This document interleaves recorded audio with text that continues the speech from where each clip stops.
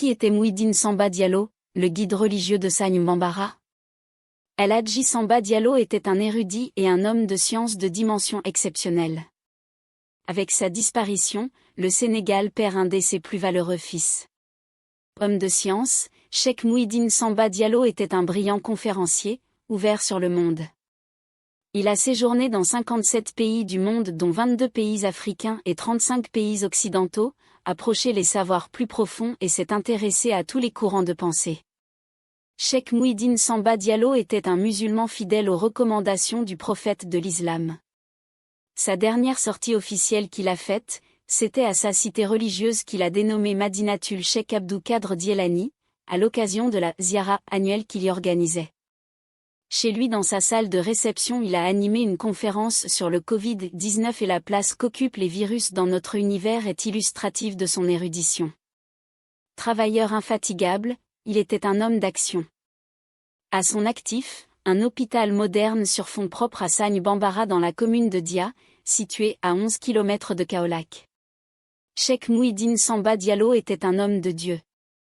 Il a refusé sa vie durant toute collusion avec les hommes politiques et gouvernements successifs.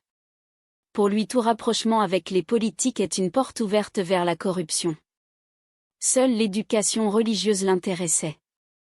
C'est pour cela, il a travaillé toute sa vie pour gagner son autonomie.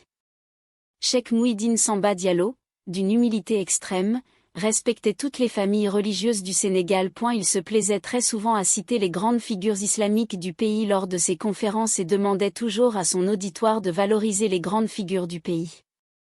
Homme de paix, Cheikh Mouhidine invitait constamment ses citoyens au travail et à la culture de la paix.